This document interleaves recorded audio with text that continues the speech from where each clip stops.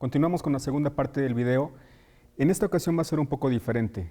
Ya hicimos un análisis de las preguntas para ver cuáles tenían relación con la materia de dogmática jurídica penal. Parte general, cuáles tienen que ver con otros temas que vamos a abordar más adelante dentro de la misma materia, y también algunas preguntas que tienen que ver con conceptos que van a ver más adelante en la materia de dogmática jurídica penal, parte especial. Continuando con los cuestionamientos, hay una pregunta que dice: en el caso El último de los mohicanos, donde se podría decir que le están provocando una muerte tumultuaria al hombre y su amigo le dispara para matarlo y evitarle el sufrimiento que estaba padeciendo, ¿qué responsabilidad se les da a los que estaban matando en grupo, pero no lo terminaron? ¿Y qué responsabilidad al que disparó? Aquí puedo dividir esta respuesta en dos partes. ¿Por qué? Porque una vez que ya vieron este video, se puede ver que las personas que estaban en la tribu, en la aldea, trataban de causarle un homicidio a la persona que estaba atada. Respecto a ellos, al no consumarlos, hay un concepto clave que se llama tentativa. La tentativa, lo pueden buscar en su legislación penal, es cuando una vez que se tienen todos aquellos medios para poder realizar algún delito, por alguna causa ajena a la voluntad de la gente, no se comete. Le repito, la tentativa es cuando teniendo todos los medios para poder ejecutar un delito, por causas ajenas a la voluntad de la gente, no se comete. Esta definición de tentativa la podemos aplicar al caso concreto del video. ¿Por qué? Porque los agentes, en este caso las personas que estaban en la tribu, tenían todos los medios para poder privar de la vida a la persona que estaba atada. Sin embargo, había una persona ajena, un amigo del que estaba atado, que a través de un disparo a cierta distancia lo priva de la vida para que no sufra. Es parte de lo que dice esta pregunta. Una primera parte, como les decía, es tentativa de homicidio respecto a las personas de la aldea. La segunda parte, me preguntaban que si hay algún tipo de sanción o se le puede seguir una investigación al amigo que le priva de la vida al otro. Si esta acción se diera en Puebla, la respuesta sería que sí sería sancionado, porque en nuestro Código Penal, a diferencia que el DF, todavía no tenemos tipificado o reglamentado el hecho de que una persona con el consentimiento de esta le pueda privar de la vida, específicamente lo que conocemos comúnmente como la eutanasia. En México hay varios estados que la contemplan. En el caso de Puebla no lo tenemos así, por lo tanto la persona que le prive de la vida, sea la razón que sea, aún para que tenga menos sufrimiento, sí va a ser sancionado si este delito se cometiera en Puebla. Claro, en caso de que sea sancionado, pues también va a tener atenuantes porque lo hizo para que no sufriera. Sin embargo, sí va a ser investigado y sancionado. Otra pregunta que hace un compañero: en el caso cementerio de animales, ¿qué responsabilidad tienen los padres del niño por descuidarlo? En el primer video solamente mencionamos la responsabilidad que habría respecto al conductor, pero no mencionamos la responsabilidad que habría respecto de los familiares.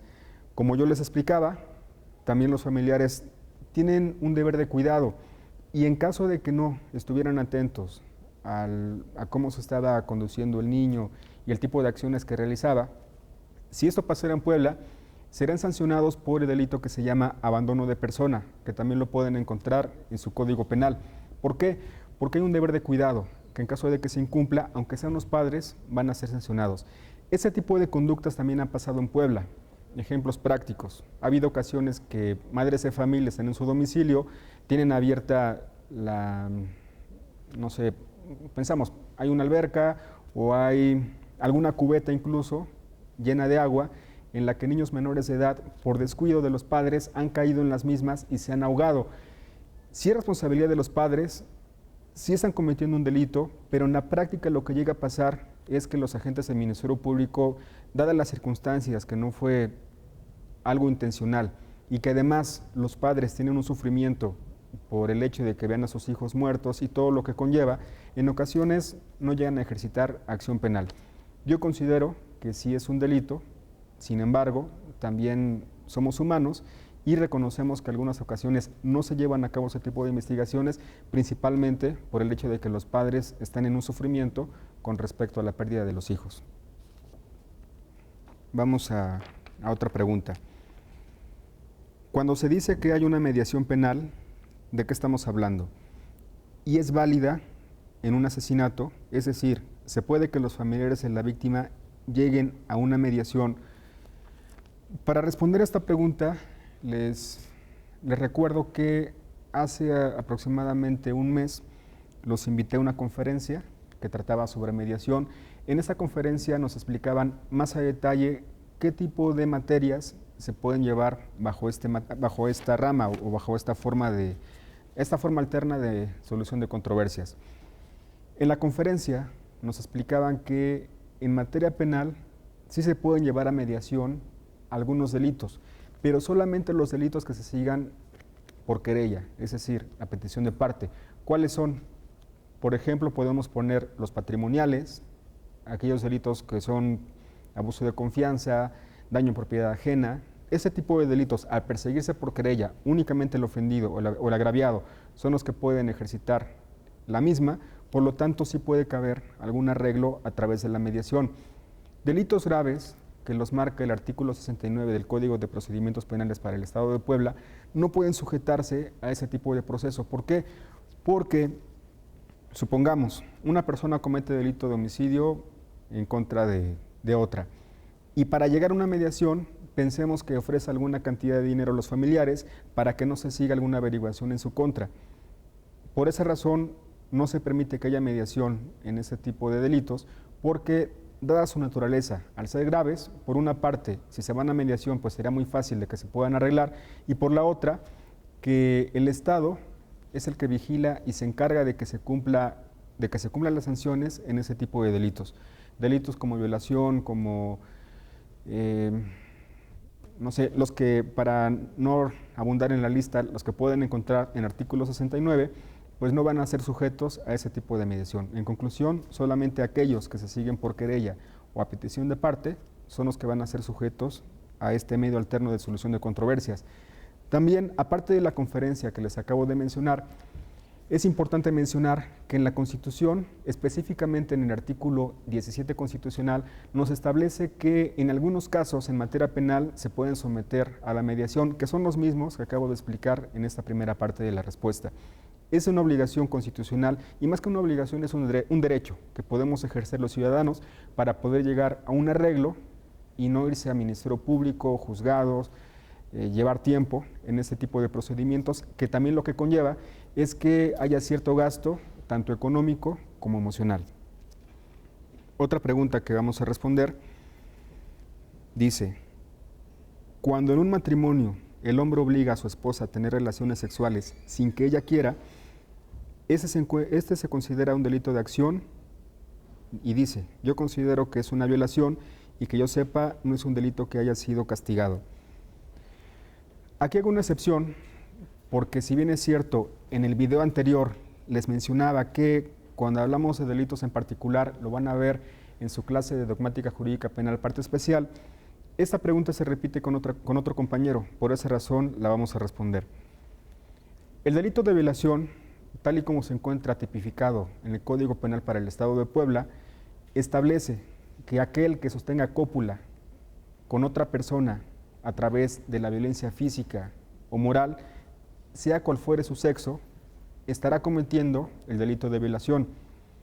Ahí no pone restricciones o no especifica, sean esposos, sean amigos, sean amantes, es cualquier persona que tenga cópula con otra a través de la violencia física o moral, va a ser sancionado por el delito de violación.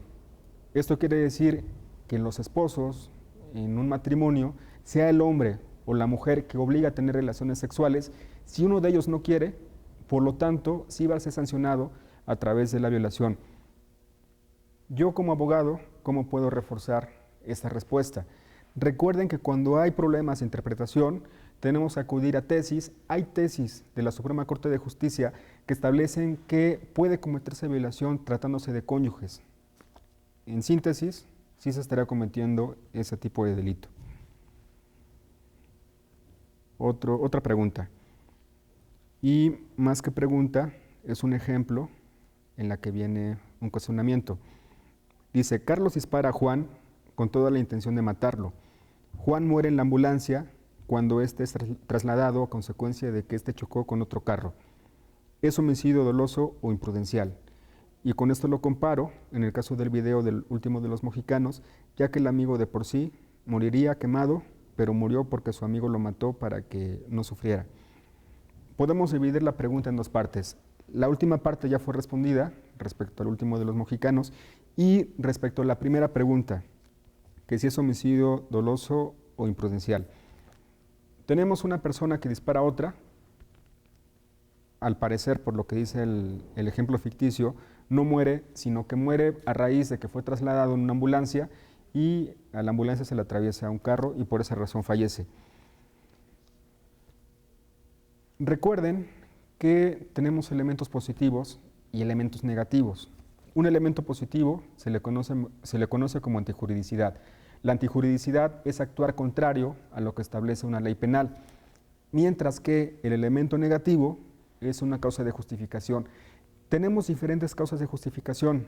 Una de ellas es el cumplimiento de un deber. Yo considero, en base a esta pregunta, de que las personas que estaban manejando la ambulancia no tienen ningún tipo de responsabilidad, porque en primer lugar, ellas no fueron las personas que estaban o las que ocasionaron el daño a la persona que tuvo el disparo. Únicamente estaban cumpliendo con el deber de salvaguardar un bien jurídico que es la vida, porque era una obligación que le marca la ley a las personas que manejan ambulancias, es parte de su trabajo y también es un deber que deben de llevar a una persona para que tenga atención debida y no pueda perder la vida. Si hay un percance automovilístico en el cual ellos no tuvieron ninguna responsabilidad y aún teniéndola, ustedes saben que en la práctica sucede de que tienen que pasarse altos, tienen que ir entre algunas calles. Si llegara a suceder un accidente, no tienen por qué ser sancionados, insisto, porque hay una causa de justificación que elimina a la antijuridicidad. Por lo tanto, no tendría que seguirse ninguna investigación o un proceso en contra de esas personas. Ahora, respecto a la otra persona que están poniendo como ejemplo, la persona que dispara, respecto de él, sí habría una sanción y yo considero que sería homicidio doloso, porque tuvo toda la intención de privarle de la vida, que si bien es cierto al momento no murió, pero fue como consecuencia del mismo. Si no hubiera disparado, si no hubiera sido herido, no se hubiera trasladado a la ambulancia y por lo tanto no hubiera muerto. Por esa razón, yo considero, desde mi interpretación, que respecto a la persona que disparó sería homicidio doloso y respecto a las personas de la ambulancia sería una causa de justificación conocida como cumplimiento de un deber. Nos pasamos a otra pregunta. En el video de su clase, dentro de sus presentaciones, hubo dos conceptos que tuvieron definiciones iguales: tipicidad y ausencia de tipo penal. ¿Son lo mismo? No. Tenemos, como les decía, los elementos positivos. Un elemento positivo es la tipicidad. Tipicidad, como definición, es el perfecto encuadramiento de la conducta al tipo. Lo explico nuevamente, aunque ya se explicó en el video que hace referencia a su compañero o compañera. Tenemos un tipo penal que puede ser, por ejemplo, homicidio. Homicidio es el que priva de la vida a otro. Retomo el ejemplo anterior, el del disparo. Cuando Carlos dispara a Juan, Carlos es un sujeto activo que realiza una acción. Esa acción trae como consecuencia la privación de la vida de una persona y esa conducta encuadra perfectamente al tipo penal de homicidio. Al encuadrar todos los elementos de homicidio con la conducta, por lo tanto, tenemos tipicidad. Hay ausencia de tipo penal o lo que sería lo mismo, atipicidad, que es un elemento negativo, cuando no reúne alguno de esos elementos. Lo ejemplifico otra vez. Tomamos como referencia el caso de que Carlos le dispara a Juan. Si Carlos, al momento de disparar, tiene la intención de privar de la vida a Juan, pero le da en la pierna, le da en el brazo y no lo mata, ahí estamos hablando de que hubo una tentativa de homicidio. Muy diferente a un homicidio. Entonces, falta un elemento, por eso hay ausencia de tipo, porque ese elemento que faltaría del tipo penal sería la privación de la vida. Les recuerdo que artículo 312 establece que comete el delito de homicidio el que priva de la vida a otro. Aquí no hay ninguna privación de la vida, por lo tanto, si no lo mató, estaremos hablando de una tentativa, porque como ya dijimos, la tentativa es cuando tiene todos los medios y que por causas ajenas a la voluntad de la gente no se consuma. Sería tentativa de homicidio. Nos vamos a otra pregunta.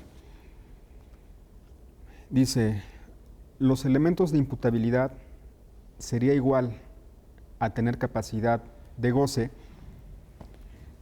Imputabilidad es un elemento positivo del delito. Recuerden que como concepto se define como la capacidad de conocer y comprender el acto ilícito. Todas las personas que son mayores de edad, aquellas personas que no tienen ninguna discapacidad mental, que pueden conocer y comprender un acto ilícito, se les puede considerar como imputables. Ese concepto tiene que ver con algunos que se toman en la materia civil, como es el de capacidad. Una capacidad se divide en materia civil como capacidad de goce y capacidad de ejercicio, pero ambos, aunque son similares, tienen sus peculiaridades. Repito, en materia penal tenemos dos elementos cuando hablamos de este concepto.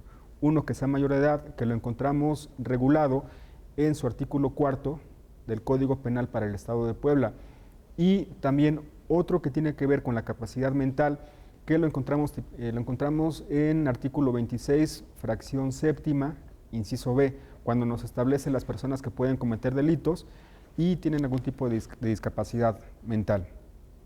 Ahora, lo trasladamos a la parte civil. En la parte civil, que si bien es cierto, la capacidad tiene que ver, por una parte, con la edad y también con esa capacidad que tienen las personas de comprender los actos, que están bien de sus facultades mentales, en materia civil lo diferenciamos con otro tipo de actos, que puede ser, por ejemplo, la celebración de contratos, el hecho de que tengan algunas obligaciones. En conclusión, en materia penal, este tipo de conceptos se ven en la parte de imputabilidad. En la parte civil se ven principalmente para llevar a cabo actos de naturaleza jurídica en esta materia. Otra pregunta. Dice,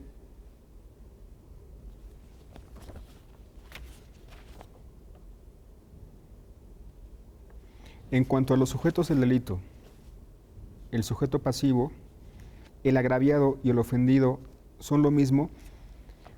Hay diferencia en materia penal cuando hablamos de agraviado, víctima, ofendido. Eso lo van a ver más adelante en su materia de derecho procesal penal. El agraviado y la víctima, eso sí los podemos utilizar como sinónimos, porque son aquellos que reciben directamente la agresión o el delito. Por ejemplo, un delito de homicidio, la persona que fallece es el agraviado o víctima, mientras que los ofendidos son aquellos que no reciben directamente la acción, pero que por el mismo delito se ven afectados. En este caso, en el ejemplo de homicidio, los familiares serían los ofendidos. En síntesis, como les decía, víctimas y agraviados reciben directamente la acción, ofendidos son los que no la reciben, pero a raíz de esa acción se ven involucrados o afectados por diferentes razones, como el ejemplo que les puse de homicidio. Hubieron más preguntas que realizaron a través de la plataforma, pero solamente escogí las que considero tienen que ver con los temas y materiales que hemos abordado hasta el día de hoy. Hay temas que vamos a ver más adelante, que espero que a través de las actividades sean respondidos o queden mejor comprendidos. Una pregunta frecuente era, por ejemplo, la comisión por omisión, que eso no hemos dejado algún material para poder explicarlo.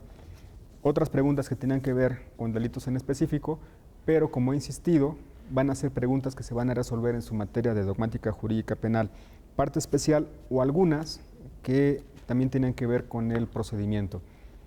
Pues de mi parte sería todo. En caso de que llegaran a tener algunas otras dudas, les pido que por favor a través de la sección de mensajes de la plataforma me escriban para poder responder alguna pregunta que no haya quedado respondida. Muy amables. Gracias.